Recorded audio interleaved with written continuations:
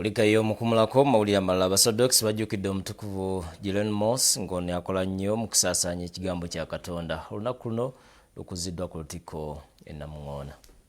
Eklesiya y'abasodox mu Uganda ejjukidde omutukuvu Gillen Moss nga yakola nnyo mu kusaasanya ekigambo kya Katonda omuli okuvvuunula ebyawandiikibwa okudda mu nnimi ez'enjawulo, okubulira kulemeddwa Bishop Sylvester Kizito obuvanjuba bwa Uganda asaasidde famire z'abaana abatidde abatuuze ba ADF bwe balumbye essomero erya Lubiriha. Okutuusa okubagiza kwaffe n'ennaku nnyingi eri famire z'abaana bonna abattiddwa. Akubiriza abantu okudda eri Katonda ate n'okubeera ababulizi b'ekigambo ky'amawulire amalungi. Wekwatula mutima gwaffe n'okola ebikolwa ebirungi ebisanyusa Mukama Katonda.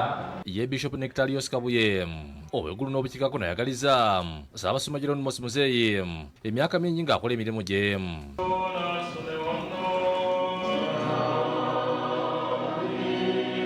Mu kwogerakirira abakkiriza, Ssaabasumba Muzeeyi akubiriza abantu bulijjo okwenyumirizanga mu batukuvu be bababbulamu. Ayogedde ku mutukuvu Gillen Moss ng'amukoledde ebyamagero eby'enjawulo mu bulamu bwe. Erinnya lya Yona lyogera byonna byetukola. Mu ngeri mu abasajja basaba ebibiina ebirwanira eddembe ly'abasajja okubeera n'amaanyi babalwanirire ku bakyala basuse okubatulugunya.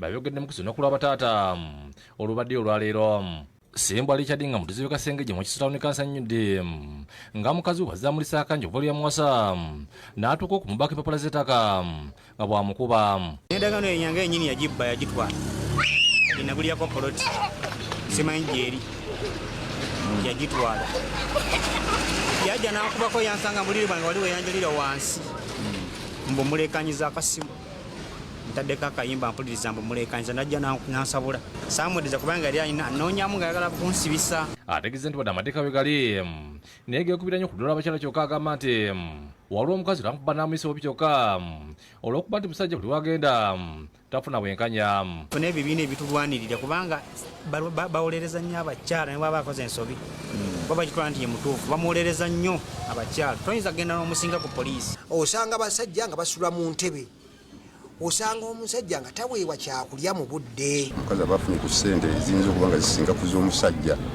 abatakyamulaba. Ye Muzeeyi ali Ntalo mutuze bugembegembe nga yafiirwako omukyala ategeeza nti yagenda okuddamu okuwasa omukazi gye n'olukakuliza abakyala bwe batadde ku bakyala.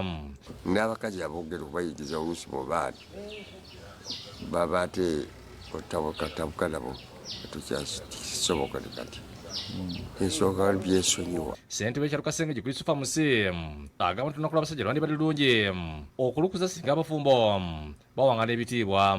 Si basajja nti batulugunyizibwa bokka naye n'abakazi nabo babatulugunya.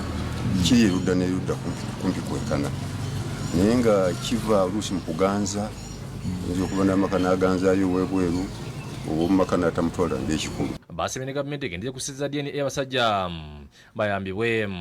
Kati nga bulaba tulina LS Center 4, LS Center 3 ne DNA nayo ebeere nga ku buli LS Center kweri.